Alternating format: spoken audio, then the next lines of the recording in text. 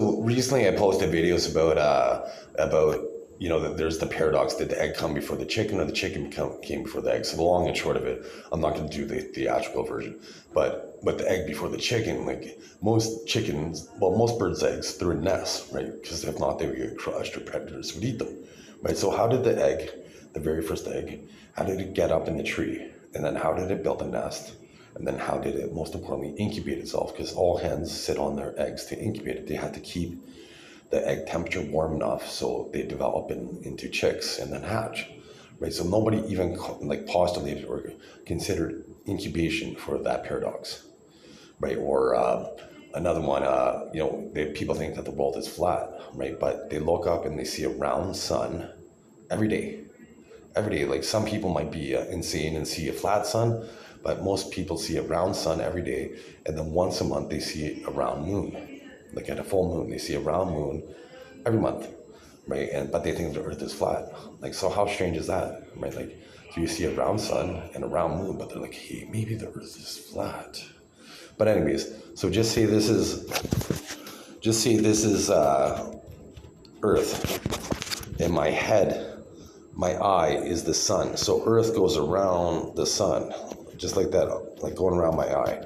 So now, if the Earth was flat, it'd be like, I'm getting lots of sun, I'm getting lots of sun, and then complete darkness because it'd be on the underside of Earth for 6 months of the year, right? So there would be, it'd be completely dark for 6 months of the year if the Earth was flat, but nobody postulated that. But one thing, the new paradox is fire, the fire paradox, because fire is strange, right? Because if there's a forest fire, you're running, like, oh my God, there's forest fire, I could die, right? But at the same time, then we barbecue food with Ford, and it's like, oh wow, flame broiled meat tastes so phenomenal, right? So fire is the new paradox because it could kill you, but it could sustain you at the same time with sustenance, right? Because I don't know about you, but in Canada, like barbecue season is meat that's barbecued tastes so much better. Anything tastes better barbecued, like flame broiled. Like you smoke it, it tastes better, right? Like anything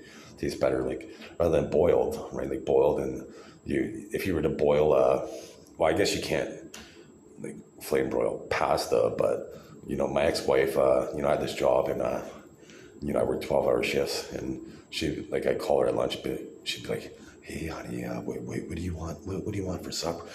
I want some chicken. I want some chicken fried rice, and I want some chicken. I want my barbecue chicken. Then I'd come home and it'd be like, I'd find myself some soggy pasta in the pot. She didn't even take it out of the pot. So I'd see the pot, and it'd be pasta, like you could almost turn it upside down, and it was like just this clump of pasta would just be like fall on the plate, right? So anyways, so that's the new paradox, is the fire paradox. It's like, because like, or waterfalls is another thing, right? Like everybody, like they travel through, like across the world to Niagara Falls to see waterfalls, right? Which waterfalls is like, oh wow, look how beautiful that is. It's so soothing, it's therapeutic. It's like, you can hear the water right up until you're at the precipice going down over the waterfall, and then you're gonna fear death right at that moment, right? So water and fire are the new paradox, because how they emotionally either make you afraid or reward you, right? They have two different physiological, like psychological responses. As you're terrified of fire, like if your house is like you're running away from fire, or you're sitting by a fireplace and relaxed, or roasting marshmallows, right? Like making some s'mores. Like if you're not Canadian or throughout the world, maybe you don't know what s'mores are, but you take graham crackers, and it's even better if you have some chocolate on them. You have chocolate, and then you have marshmallows, and then I like golden brown, like golden marshmallows, just golden. And then so as soon as they're like golden brown, they then you take the marshmallows, you put them in the graham crackers, and they're called s'mores, and it's like phenomenal, right? But kids love them, and because in Canada, like in people pay to be homeless, like on the weekends, by going camping, right? They get tents, and they pay in good money to go pretend to be homeless. They go sleep on the ground, and it's uncomfortable. You sleep on roots and rocks, and you wake up all stiff, and right, and but they didn't utilize some of the technology that I came up with years ago. But anyways, So, and waterfalls is therapeutic. So you don't have to travel across the world to have the therapeutic sounds of, like, because I'm in Sault Ste. Marie, Ontario, so they have whitewater rapids that go by, and so there's a well, they have like a canopy where you could sit in a bench, but just the therapeutic sound of all the rapids is like therapeutic, right?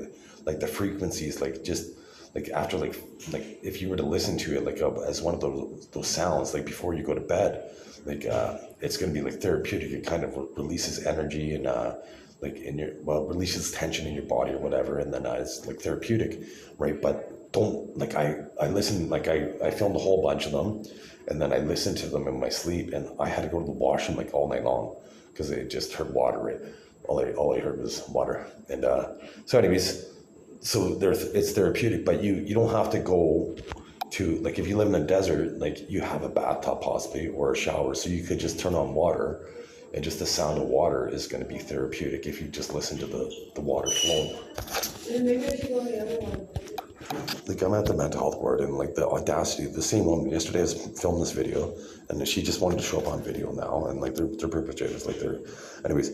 So I was filming this video, and I deleted the video because I'm in a room by myself, and so obviously I had the door shut, so I wanted privacy, right? And so the nerve of her to come into a room that somebody else is, and they clearly wanted privacy, like the audacity, the nerve of this, like this idiot.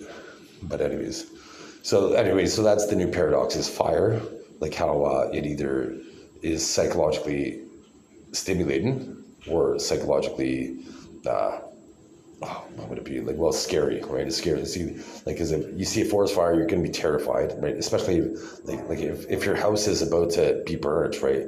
This tears and sorrow that you're going to feel because your house, right? Fire says it could take life, but it could also sustain life, right? And just like water, right? That's the new paradox.